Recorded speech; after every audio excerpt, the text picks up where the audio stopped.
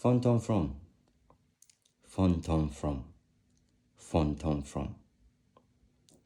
Many are those who have at one point in time encountered this magnificent Akan drum. In phantom from contemporary Ghanaian literature, theater and film, the eminent professors Kofi Anyidoho and James Gibbs, who edited this work, wrote a very fascinating chapter on national identity. Therein they define the anatomy of the phantom from. And here in their eloquent words, they defined the phantom from as a tall, stately Akan drum, which is paramount among all royal drums, whose dance, perhaps more than any other, recounts the epics and sagas of the people. In our very first episode of Crators, I invoke the ever-living poem of Professor Atukwe Okan, a native Ghanaian. One of the very first poems that he wrote in his fascinating work, that is the Ode of the Phantom from, and other poems. Prior to this poem that he wrote to celebrate Walt Whitman, he had also written a similar poem on phantom from to celebrate the life of the Ghanaian drummer, the enigma Guy Waring. Today I read the Ode of Phantom from. In the middle of a moonless night, the village rises to her feet from sleep, aroused not by owl, not by cock. In the center of the empty courtyard, the vigilant phantom from peals forth, and the living are awakened. The males are leaping and reaching out for spears and arrows and bows. The phantom from keeps on wailing and wailing and wailing. The phantom from keeps on booming and moaning and booming. But the drummer of the village is prowling dead on his floor, the broken drumstick clutched in hands. The males, now armed, post themselves all around the village. Their faces are kept on the forest. Their eyes pierce the foliage of darkness, seeing before them and far beyond. Their ears are in the village there, where murdered drummer is dead. But the faithful phantom from is sounding and sending and sounding.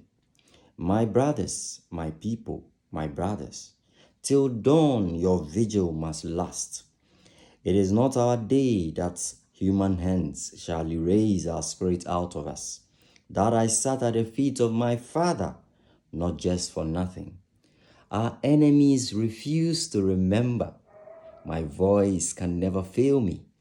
When your visiting great-grandbrothers got lost at night on their way, my voice guided and led them here.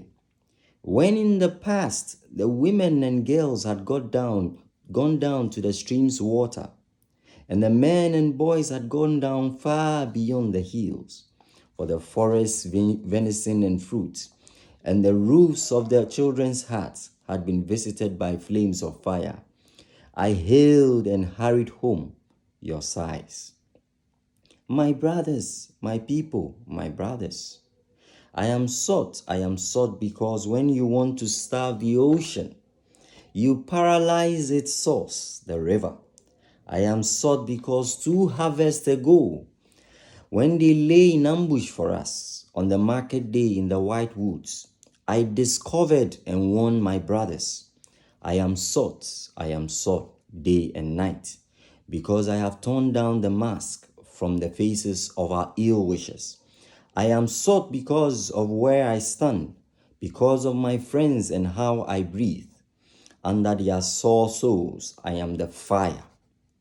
Proud I am and ever even strengthened, that they may aim at me, seeing that those aimed at me are those who, the keepers of their brothers. but unto those native sons, woe, by whose unshivering nerveless hands our farms shall be set ablaze, and the blood of our children shed. Yet they shall still seek after me. They shall seek to break my neck, bury me alive, massacre my children, and squeeze me in a bottle. Let no hand carve our tombstone. Now we have already in our time outlived the sharpness of the sword, the din of the struggle, the clashes of the cutlasses. We shall outlive the weight of the lead. Let no hand carve our tombstone. Now the one to dare will know the oven heated on a pond, and the cloud that rains thorns, the marble that grows a beard, and the upward failing rain, the fire that burns out of the stone. The hand that shall dare to carve our tombstone shall now know and shall ever remember this, that even before we learned to crawl, our father took us a hunting. Let no hand carve our tombstone. Now we shall refuse to die. Our dove shall fly across the flames of the big bonfires of time, but her feathers shall stay unbent.